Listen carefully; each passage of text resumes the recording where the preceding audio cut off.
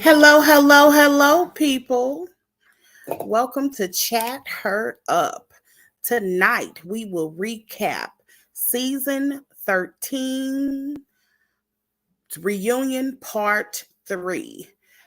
Giving a few minutes to, I know D is going to pop in, and I assume at least Callie's going to pop in as well to give us a recap, to help with this recap of Beverly Hills. So, if they're not in here, I am going to get started. But hopefully they will. By the way, this is Joy. Hi. I'm on time. I'm always on time. Well, not always, but most of the time on time. So, in the third part of season 13's reunion of Beverly Hills, they spend a significant amount of time talking about Kyle. And you hear a lot of argument between Sutton and Kyle. I don't know if this is true. This is just my assessment before I really get into it, because I do want to talk about the chapstick moment of the day, of this week. It's actually not related to Beverly Hills. It's actually related to Atlanta, Real Housewives of Atlanta. I don't know if you all have kind of heard what's going on with Nene and Portia, but if you haven't, I'll tell you. So apparently, Nene went on live this week. Hi. Apparently, Nene went on live this week and was complaining that Portia tried to stop her bag some kind of way. And it was related to Kim Fields, who is on the Netflix series, The Upshaws, and apparently invited at least 2 housewives. And it seems like she kind of shopped this around because, according to Kenya, Kim called her and asked her, invited her as well. I'm assuming she declined or had a conflict of interest or couldn't come or whatever. But she apparently asked Nene and Portia. Well, when Nene got a phone call, she said, I believe she said it was from her agent or manager, someone that she works closely with. And this manager, or I don't know, I'm gonna be honest, I can't remember what she is to that person, but it was someone that works on her behalf, Nene's behalf. And Nene was told by this person that Portia said she didn't want to work with her because there was some bad business done in the past.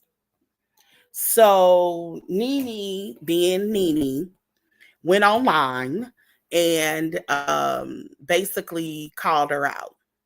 I'm not necessarily crazy about Nene calling her out, but I kind of understand in some kind of ways. Um, in my opinion, when people do you wrong with business, you're not going to sway people, either way.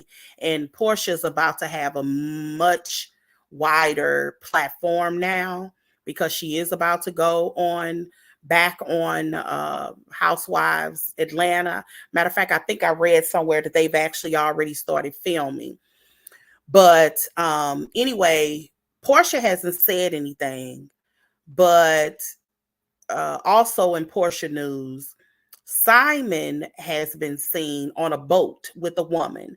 The reason that they know that this is Simon and this woman, well, for one, we have another picture, but a couple of days ago, he released this picture of just him. It was just him sitting on a boat, and you could see a woman's, maybe it was her her wraparound, her swimsuit wraparound, that was sitting next to him. And then there was another picture with this woman who's in her swimming suit, and that wraparound is sitting next to her. So people put a side by side. It's obviously that Simon is with another woman. Do we know whether or not he's cheating, who this woman is? Absolutely not. All of the things that I'm talking about is allegedly. All of that is allegedly. So we don't know if he's cheating with this woman or not, but I'll say this much. There is another picture that came out. I don't know. It could have been some hours ago. And it was of Nene and her guy friend. Um, I can't remember his name. He's also African as well. I know he just recently opened a boutique because he's friends with, or so he's Peter's doing some kind of event to open up his boutique. And Simon was with this woman, and they're saying this is the same woman. So there is all kind of rumors out there, and all I'm doing is making it clear that these are rumors. These are not anything I'm making up. These are rumors. This is what the blogs are talking about. This is what people in the Facebook are talking about. But allegedly, they're saying that Simon was in Dubai. This is what makes this whole situation really strange. Simon was in Dubai. I don't know where Nene and her guy friend comes in. It makes me, I'm a conspiracy theorist, like for real, for real. So this is what my mind conjured up. Let me be clear. This is my mind. Okay. My thoughts are not worth a hill of beans. Okay. But I'm wondering, is Portia mad at Nene? Because the rumor is Simon was in Dubai with this woman, and Portia flew out there because she heard it was something inappropriate. If you all remember, like the week before she had announced anything about coming back to Atlanta, Portia was seen in Dubai riding jet skis, gramming it up, nice videos and pictures or whatever for the gram, and they were saying that he was out there with some woman. And strangely enough, Nene was already, I don't know if she was already out there. It may be a situation. We don't know this for a fact. This is just me wondering. Remember, this is just in my head. Me wondering, is Portia feeling some type of way because possibly Simon was around this other woman while with Nene and her guy? Is that why she's salty? Is that based off of anything tangible? No. This is just based off of what pictures and the timing, because it was really weird, because while they were in Dubai, Nene and Portia were taking little videos together. So there is a possibility that, there's some kind of crossing, that Nene knew something at some point, and maybe she felt like Nene should have gave her heads up. Some kind of girl. I don't know. We don't know this. This is literally something I'm conjuring up in my head and just wondering. I'm just thinking out loud, to be perfectly honest.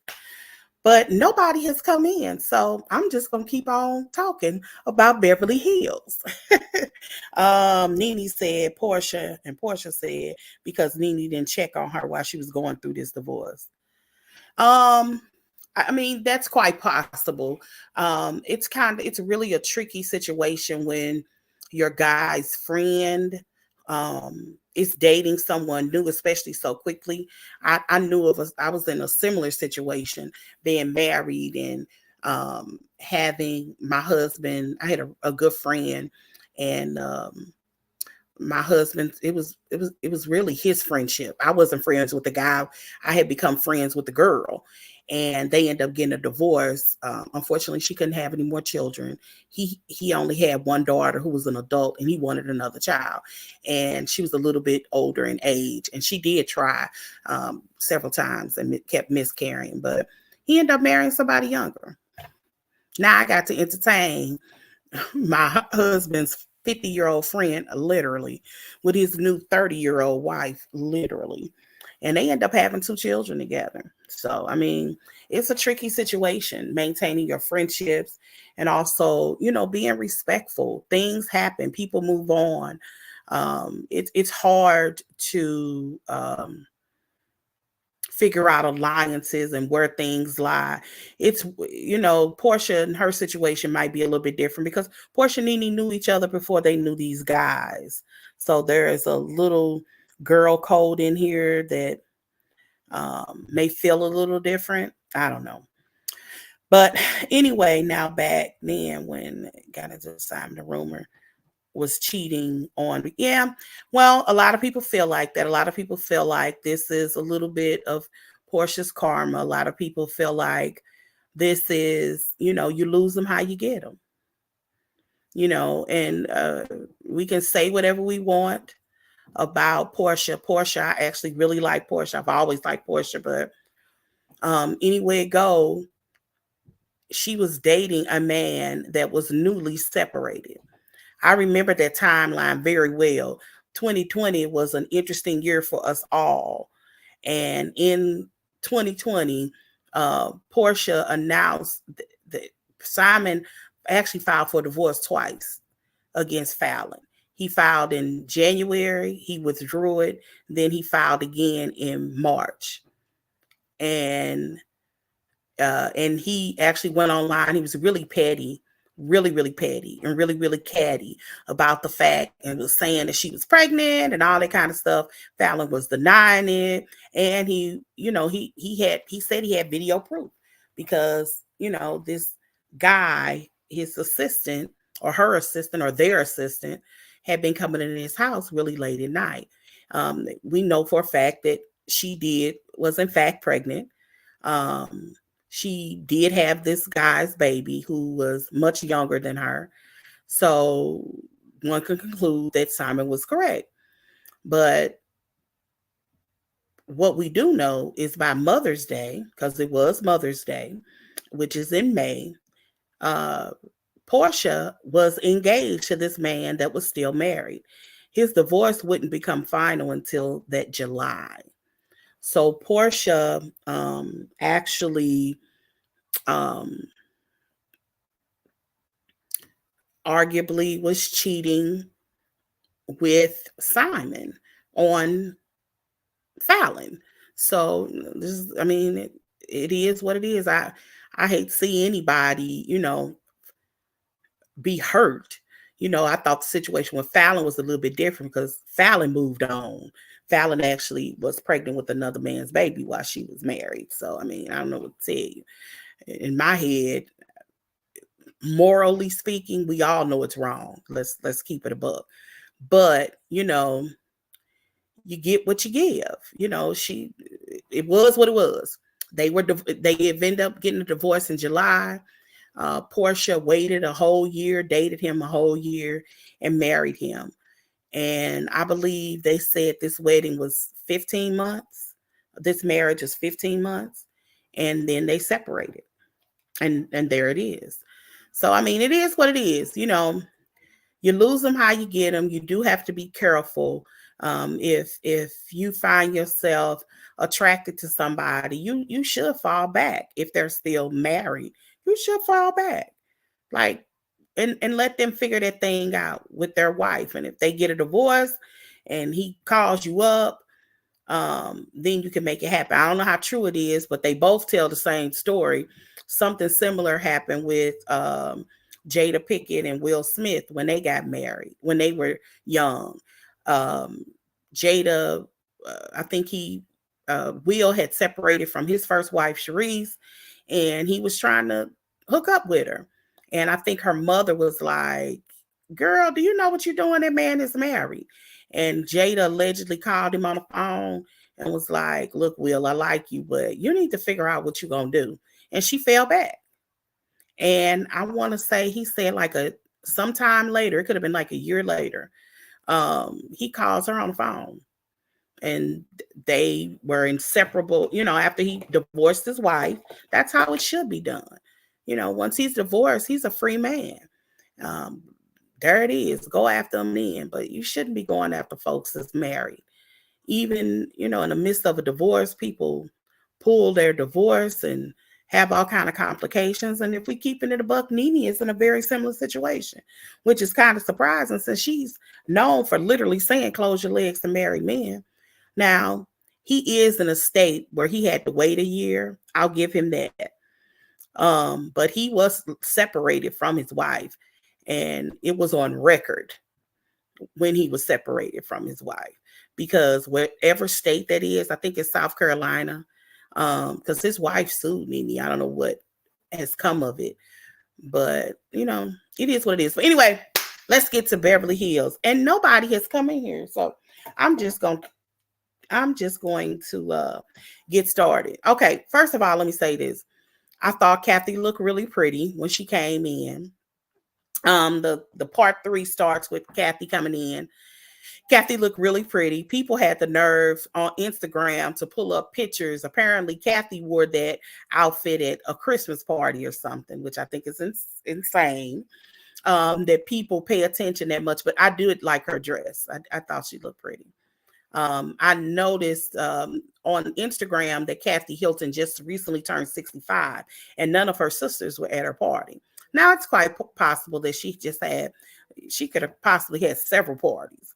I don't know. And it could have possibly been one of a couple, or she could have had a family party and a party just for her girlfriends, because that's what it looked like. It was just a whole bunch of women. So they could have been like her close girlfriends or whatever. We don't know. We have no idea. I don't remember, outside of her children, I didn't count famous faces. But I thought that, it just was all women. So anyway, why is Kathy here? A lot of people ask that. I had to remind a couple of people that Kathy is here because if you guys remember, I wonder, did Kyle initially want to make Kathy her storyline? Her first 4 or 5 episodes was about Kathy and the fallout from the previous year. She could also have picked Kathy because of something Sutton said that would have stung me as well. When Sutton had made that comment that Kathy, she had made a comment that, do you want to lose another sister? Which she shouldn't have said that. I really do like Sutton, but she shouldn't have said that. That's not cool.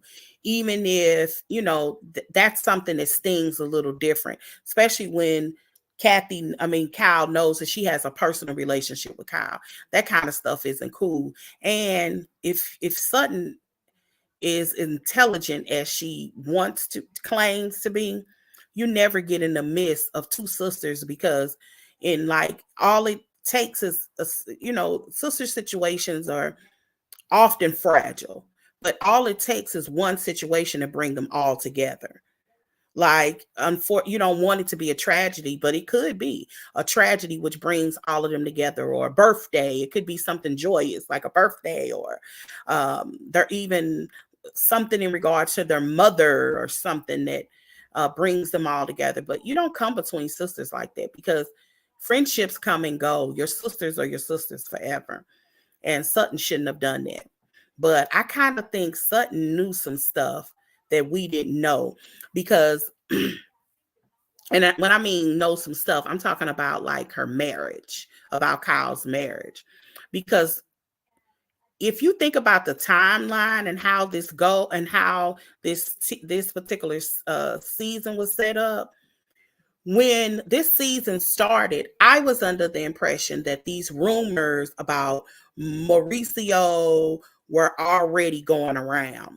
I did not realize until the very last episode that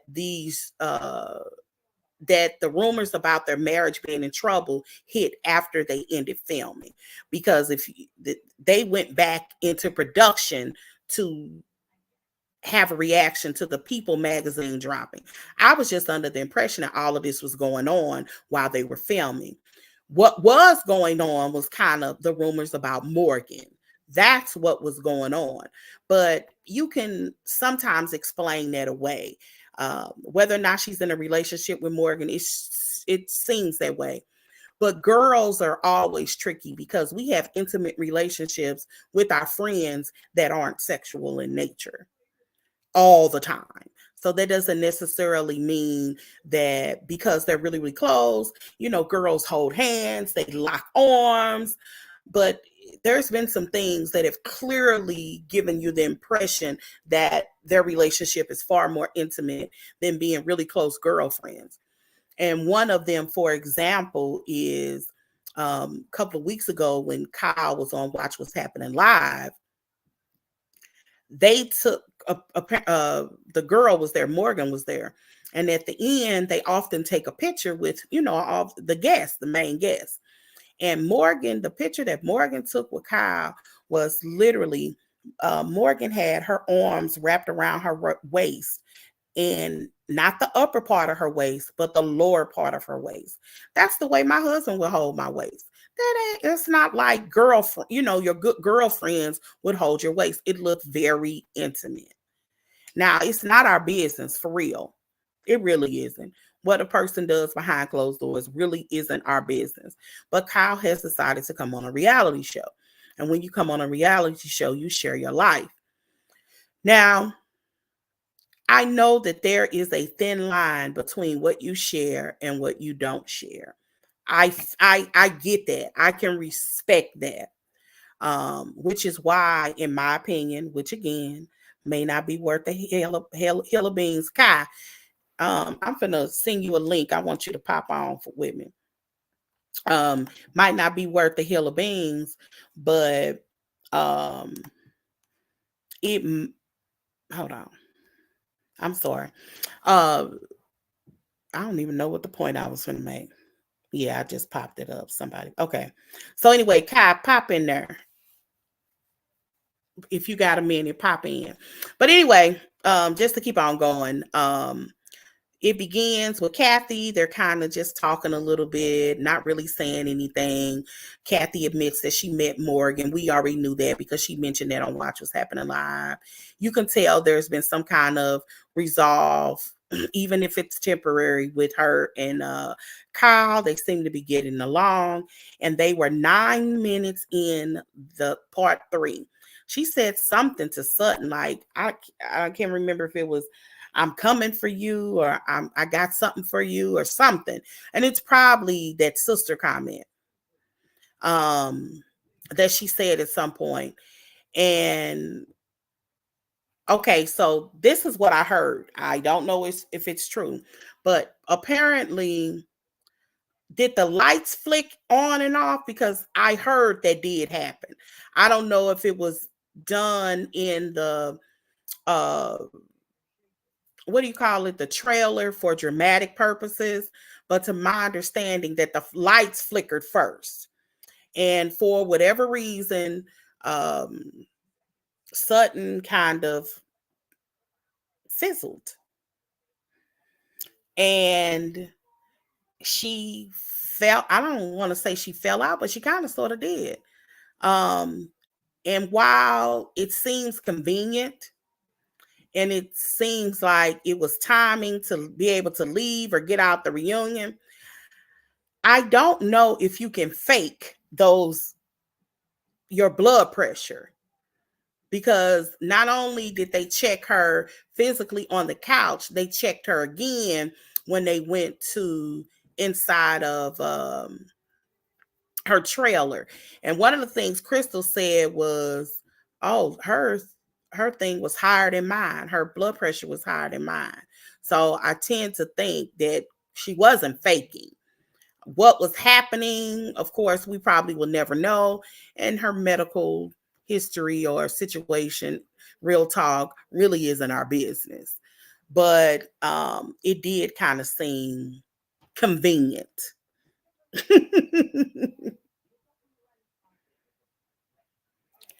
Oh, Kathy needs to be worried about Kyle leading a crusade for her friends to go after. I agree with that. I would have really liked to see a season with Kyle just not throwing one of her sisters under the bus. This is just my assessment of her. Again, may not be worth the hill of beans. This is my assessment. Kyle was the baby sister. She did work as a young actress. She was on Little House on the Prairie. We saw her on Halloween, and she's done some things. But she had a much older sister that married very, very well.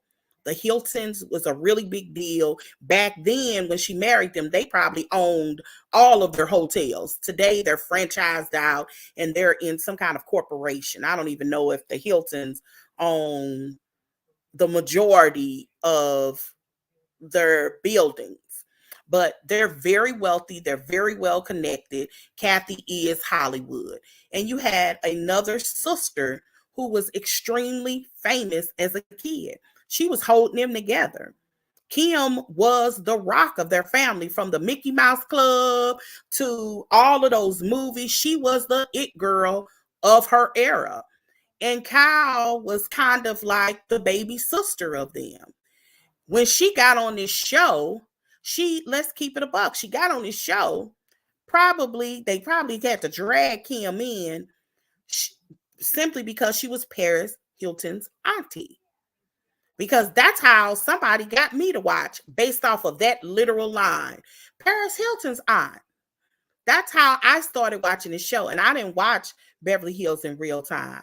I didn't start watching until season 9, whatever the season was that Garcelle came on. When they added a little diversity to the show is when I started watching it. I ended up watching seasons 1 through whatever there was. I want to say it was 9 during COVID. During when we were like on lockdown or something. It was literally when I had COVID, and I was my family. We had this thing: if we got COVID, we had to quarantine in the basement. And so I quarantined in the basement, and I literally watched several seasons of Beverly Hills. I think I watched every season in totality, with the exception of the one with that witch, with the girl Carlton, I think was her name. I couldn't do that. That season was too. It didn't make any sense to me, so I couldn't even. I think I just watched maybe a couple of episodes at the beginning, and then I watched like the reunion or something. Oh, they said Sutton said she was dehydrated, exhausted, and had bronchitis. Oh, okay. All right. Oh, she was hot. Well, I'm surprised they're hot, because some people said they'd be soup. Who was that? Potomac said a couple of seasons ago they were freezing cold, that they had hot things in their hands. Them little hot things. I forgot what they're called, that you can hold in your hands to warm up your body. But anyway, I just always thought that Kyle coming on this show was her claim to fame. This was how she got famous. It allowed her to kind of stand up on her own and not be Kathy or Kim's little sister. So this was her claim to fame. And I think she resents sharing the spotlight with her sisters. I think that's just my assessment. This was her show, and she arguably is the face of this show. I mean, I would agree with that. She's the anchor. There it is. She's just the anchor. Kyle is the anchor, regardless if you like her or not. She is. I will say that I don't know if it started off that way, because in the earlier seasons when Vanderpump was on there, she felt more like the anchor, or was kind of, yeah, she felt more like the anchor to me. I think it was meant for Kyle, but I think at some point Kyle wanted it. And that's why she could throw her under the bus when she did. But to keep it a bug, Vanderpump was doing some little things to her under the scene. Asking Brandy to bring those magazines was one of the first times I was just like, that wasn't cool. And how they were trying to get people to talk about Mauricio, what's in the tabloids. But I do think that part was fair, because I don't believe that if anybody else had been having rumors in tabloids about their husband having an affair, I don't care whoever was on that cast at that time, that it wouldn't have been talked about. But for whatever reason, Kyle, nobody mentions anything about her, which I think is really, really strange. I don't think that's cool either, because nobody else gets that pass. I mean, just to kind of keep in my head, Kyle had an entire storyline from the beginning to the end of this season exclusively and nobody knew. Like, she was having issues in her marriage. Yeah, she said hasn't been the best year. No, but nobody discussed her marriage in a private like setting, like you hear on all the other shows. They didn't do that because she never talked to anybody for real, privately or in a group setting, or she would give vague information. She would give just enough for them to back off, but that wouldn't work with any other franchise. I know it wouldn't work on Potomac or Atlanta or New Jersey, because they would grill the mess out of anybody else, but for whatever reason, Kyle gets a pass. It does not make sense to me. And it makes the show inauthentic and unfair, in my opinion, because one person shouldn't be coddled like that. And that's what it felt like. Now, I'm going to keep it a buck. In my mind, that's pure genius on Kyle's part, because you can't say she was hiding her life, because she wasn't. She just wasn't telling the group. You can't say, because not only she had several scandals going on, like everybody was hearing these rumors about this girl and she would pop up in places, but this cast watched with us as Kyle sat around with this girl almost googly eyed, and like she had a schoolgirl crush on her. They were watching this with us. They didn't know anything about that. They didn't realize how bad it was about with Demisio. I mean, not Demisio, Lord, with Mauricio. They didn't realize that because she wasn't talking to anybody. Now, that's pure genius on her part, but it's just unfair to everybody else. Something else I thought was unfair that they handled in this episode was when Andy asked Kyle flat out, what did Mauricio do that damaged your trust? And she was able to say, none of your effing business. That's not cool to me. Like, we're almost finished with Potomac. Could Robin had done that and gotten away with it? Like, for real. Could Robin had looked at Andy when he was grilling her on Watch What's Happening Live and say, none of your effing business, and still have a job next season? Because her situation did happen in hiatus. We know when it happened because Robin released emails that the girl sent and her PayPal request for money. And I'm talking about the lady that Juan allegedly met at the hotel.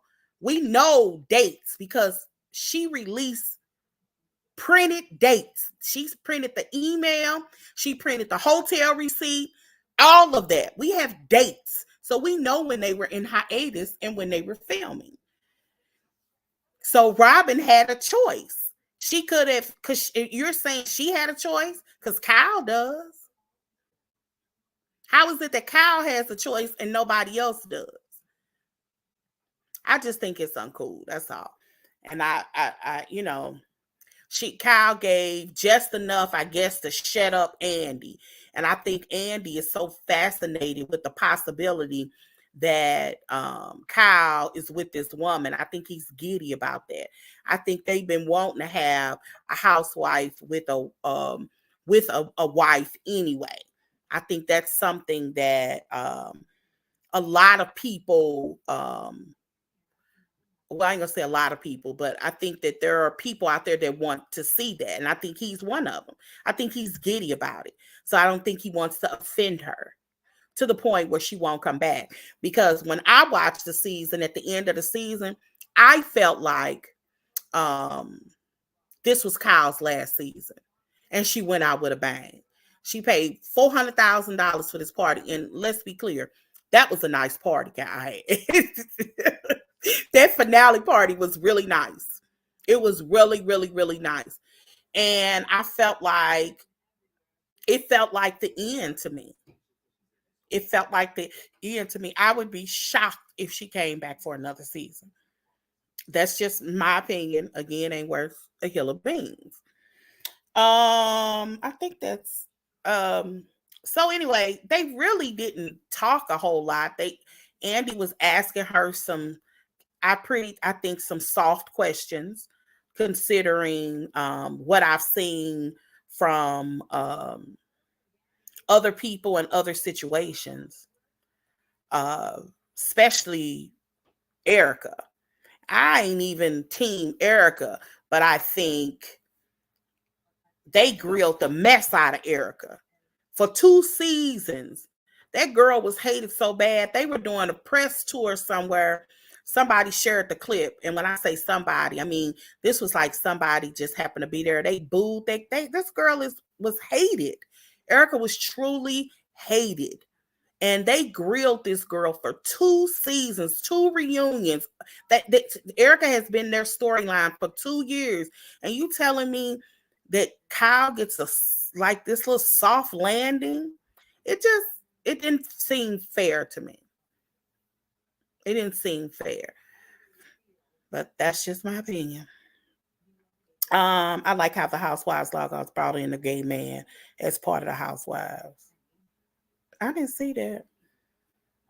Yes, and I like okay. They are living. Oh, do they? I didn't know that. Yeah, see, I don't watch Miami. Okay. Yeah, but I think that, yeah, and I don't think a whole lot of people watch Miami either, unfortunately. And I heard Miami is really good. Everybody I talk to say it's good. I tried to watch it. It doesn't grab me. It doesn't grab me. And reality TV is changing in a way that I think people are still dealing with a 2010 formula for a housewife, trying to put people together. And most of the times they're forced situations. If you don't have a group of real friends, it's not going to work. It's okay to have one or two people that maybe are not in a friend group, but the only way the housewives is going to feel genuine and fun with a nice little set of drama is if you have real friendships. And Kyle is even telling us, I would have thought the person that she was closest to was Dorit, and she flat out told us, I don't know if this was in last episode of the reunion, that they're not even real friends. That shocked me. I was actually shocked by that. I thought that they were friends that got together every once in a while. Maybe not every day. That might not be the girlfriend you call every day, but when you want to run to Starbucks or on your way to, I don't know, to the gym or something, girl, you want to go get a smoothie? I would have thought that Dorit, of all of the castmates, was her go-to. So it was kind of surprising to me that because I thought that Mo and Dorit's husband was really good friends. So I was actually surprised that she said that. And now that she said that, it tells me that these are fake friends. The only ones that looks like they're real friends is Garcelle and Sutton. We know they really do hang out. So, and the fact that she was actually upset with Dorit for even mentioning the possible marital issues. To me, Dorit would have been your softest landing, only because it's one thing to be grilled with all of the ladies. It's another thing to have an intimate conversation with one person. You know what I mean? So in my head, Dorit would have been a softer landing. She didn't have to tell her business, but all her business is what I mean. But it's so much denial and pushback from Kyle. And so much pushback about her and Mo having issues, and so much googly eyes toward this woman. One concludes that it is what it is. And also, I thought it was kind of sad in the reunion when they kind of showed kind of Kyle and Mo, how much in love they tend to be, or over the years. And then she's worried about crying to Erica, worried about what people are thinking about a perfect love story. Girl, live your life. live your life. But all right. Um, I don't know. I think that's it, y'all, for this episode because it really wasn't a whole lot. Um, it was so much focus on Kyle and Mauricio. You know, I hate that their children kind of watch this. Oh, I don't watch his other show, Mauricio. Not Maurice. Yeah, Mauricio apparently has a show on Netflix. He, in the course of last week, I don't know if this was a trailer or they actually had an episode release, or if they release all of his episodes at one time like they do a lot of his shows. But apparently Mauricio on the show was hanging out with some of his friends. Oh, that was a question was asked, by the way, to Andy. Let me explain. So Mauricio was apparently, he filmed a scene on his show where he had made the comment that basically Kyle was going to leave him, so he might as well leave. And he talked openly about what happened with him and Rick, what really happened with Kathy's husband. So apparently, because Kyle shut her up when she was trying to explain the story. But apparently, what happened was, and this is what he explains on his show, he had built a company basically within Rick's company. He said he was 20 some odd percent. I want to say it was 28. I could be off. 28% of Rick's company, and it was Hilton and some other name. So Mauricio felt like, look, I'm bringing in over a quarter of business. I feel like I should be partner. So he went to Rick, asked Rick. Rick went to the other partners, and the partners said no. So Mauricio was like, yo, I'm finna start my own business. And apparently Rick said, okay, that's fine. It's no bad blood, just don't take people with you. So apparently that's where the beef came in. He took people with him. Well, while they were on a reunion, they kind of were naming certain people. That seems to be where the contention comes on. Him leaving the business wasn't the issue. Him not him taking people with him. And I don't think it's people like his secretary or those kind. I don't think they would care about that. I think it was like clients and other things he took with him. That's where the beef came in. And I can understand that that's a tricky situation. That's why it's so hard to get involved with family. But Rick Nim possibly should have made him partner as well. If somebody is over a fourth of your business, that's a big hit. If that person walks away, that's a big hit. So they maybe should have reconsidered. I don't know, or it is what it is. But when people become successful, and I know Kyle has to feel a way about that. Imagine you marrying a guy who really didn't make a lot of money. You know, you kind of inadvertently make your man famous.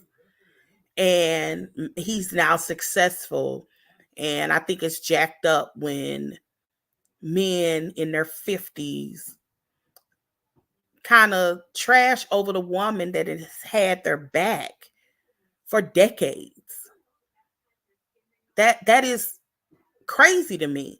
And while Kyle is not some woman who hasn't taken care of herself. She's a good looking woman. She's taking care of herself. I don't know if she's attentive or what it is that he wants.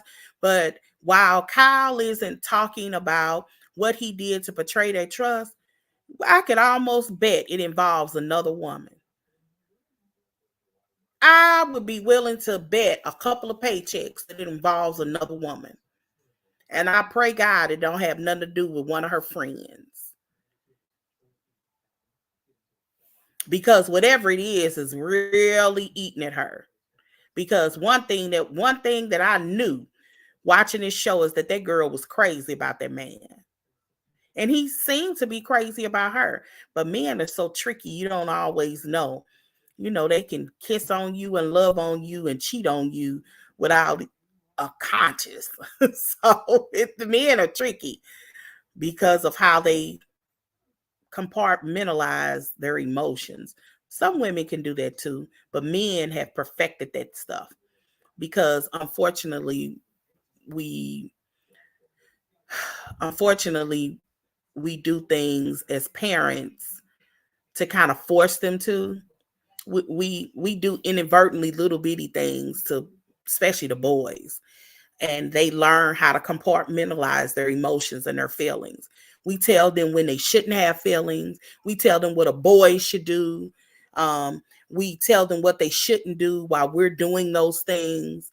And boys kind of sometimes they take that on differently. They take certain things on emotionally.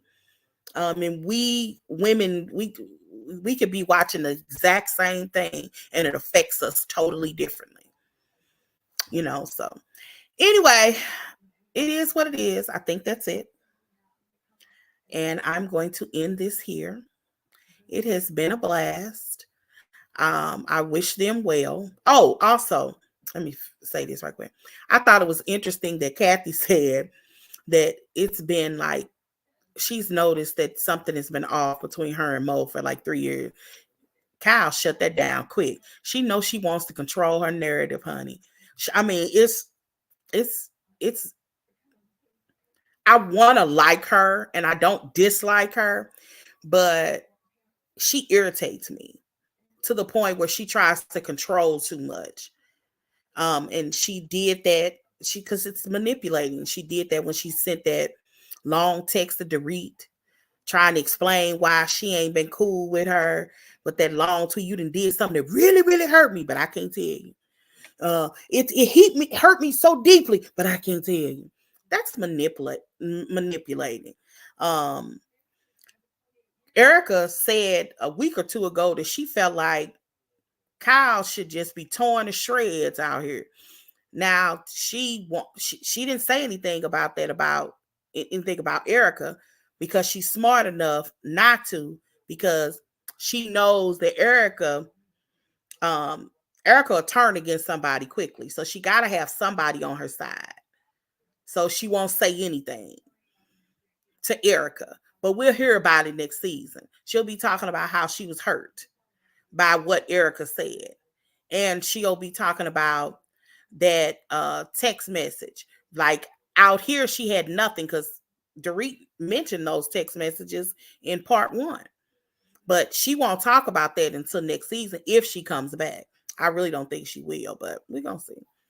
But anyway, it's been a lackluster season. It's been interesting, but it hasn't been like jaw-dropping or anything. Let me tell you, like, really, really quickly. I don't like Dorit, flat out. I don't think she's racist. No. I do think she's prejudiced. Let me say that.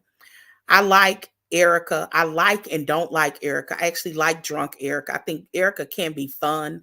I don't like Erica on defense. She acts weird when she's on defense. Generally speaking, I like Kyle. And I don't like her at times. That's why I always say when I watch this show, I don't have stains on this series.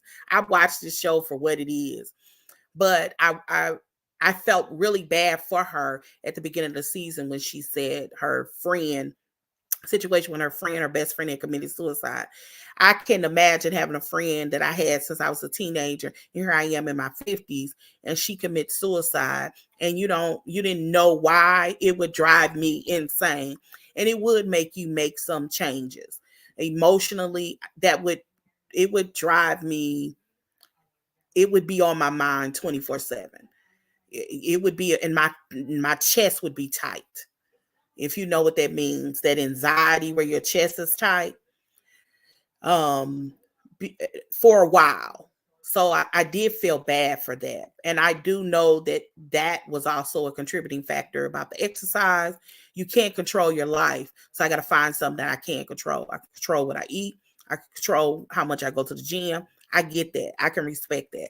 I don't think that was so much about Morgan or looking young or some of the things that people were saying. I do think if your friend commits suicide, that would affect you in ways um, that most of us don't ever want to imagine, let alone actually have to deal with. Um, I like Sutton most of the time. I thought Garcelle was very standoffish. I don't know if she was not trying to push the envelope, but I do think she should have came at Dorit a little bit harder. I thought she was really, really soft with Dorit. Um, because Dorit is very much so. She's she definitely has a lot of microaggressions. I don't even think she realizes it. But at this point, I don't think Garcelle articulated herself well, because I do believe that when you're dealing with someone that I think she should have been more specific. And what I mean by that is when they get into it, it's because Dorit accuses Garcelle of something that she didn't do. And because she can't beat her verbally. So she now has to make herself the victim. If I can't one up you, I'm going to beat you in a way to make myself be a victim. So everybody else says Dorit talks too much. But when Garcelle said it, she's a bully.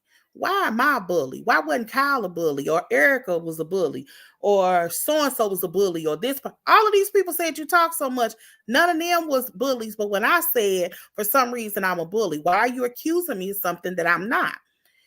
When they were in Vegas and at the beginning of the season, and Garcelle had expressed how uneasy she was about talking about her kid because of what happened last season. And first of all, she was talking to the whole group. First, she says, "Oh, girl, get over it. It's been a year." And then she was just like, they kind of went backwards and forth. And she's like, "Why are you yelling at me?" She wasn't. That's what I mean by accusing her of something. Then she did it again at Crystal's house when Sutton and Dorit was going backwards and forward. And Garcelle said, "Come on, that's not fair. You're just saying that to embarrass her." She didn't holler at her. She ain't screaming at her. She wasn't standing over her. She's just like, why you attack me? Now, if anybody attacked you, it was just Sutton a few minutes ago. But for whatever reason, she always accuses her of something.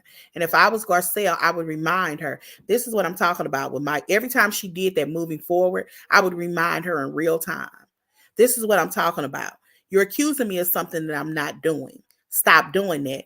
And I will say, I did catch in real time when Sutton did that um to Anne Marie. But the difference is Anne Marie was yelling and she did apologize to her. That's the difference. Now, if somebody's really yelling, you can say, "Stop yelling at me." If I jump over a table and start punching you in the face, I really did attack you. So anyway, I just think that Garcelle wasn't standing, and I think she is playing on this line. She's trying to tote this line of not coming across like this angry Black woman. I think that's what she's trying to do. But you do have to stand on certain things when you bring them up because it makes you look weak. And that's what it made her look like, in my opinion, on that reunion. Crystal. Crystal, to me, I actually really like Crystal. I think in confessional, she's phenomenal, but she's weak. She does not know how to call these girls out in real time, because what she said in her confessional about Kyle not drinking, she doesn't have the guts to say it to them to their face. That's the part that irritates me. And it's not like she's giving, like other franchises say a lot of stuff in confessionals, but they're usually funny things. Crystal says really what she's thinking at the time, but she should have said that to them. It's not a zinger to be funny. Like when she had made the comment about Sutton drinking or whatever, and Crystal went to confessional, was like, Girl, you stopped drinking 5 minutes ago. She should have said that to her. I would have had more respect for that than to do it in confessional. Because I know everybody in the world was thinking that, because Kyle has been drunk every single solitary season. And she's not a mean drunk. She's a fun drunk. I don't mind drunk Kyle. If she wants not to drink, that's fine. If she wants to drink, I'm okay. She wasn't a terrible drunk. There are some people that are terrible drunks. Erica was a fun drunk until she wasn't, until she did that stuff to Garcelle's son. But prior to that, it was what it was. I thought she was funny. Anne Marie, if she comes back, I think everybody should have a second season. The first season, people are trying to find their place on any franchise. You never really get to know a person their first season. You just don't. You really get to know their personality the second season. In my experience, most people have a glow up. You get better wigs, you get better makeup people, you have a team behind you, you dress better. Just hopefully she doesn't have a whole personality transplant like I've seen on like Potomac. Because I've seen some of them women first season, you don't even recognize them from one season to the next. So, I mean, it is what it is, though. But this is I guess, a decent cast. If I had to pick one person to get rid of, I would get rid of Dorit. I think now that she's not uber friends with Kyle, it'll be interesting to see if she did come back next season. But they would have to put a headliner on here if Kyle did leave, to be honest, because this show really doesn't have one. No one else could step in it. And what I mean by headliner, really an anchor. They don't, Kyle was the anchor for this season. But all right, y'all. Peace out. I hope you enjoyed the show. Nobody popped in with me. They were supposed to. Nobody popped in with me. And I was alone winging it. But it's been fun. And this was, again, Beverly Hills, Real Housewives of Beverly Hills, Season 13, Reunion Part 3. And I am going to peace it out. This was Joy. Peace out.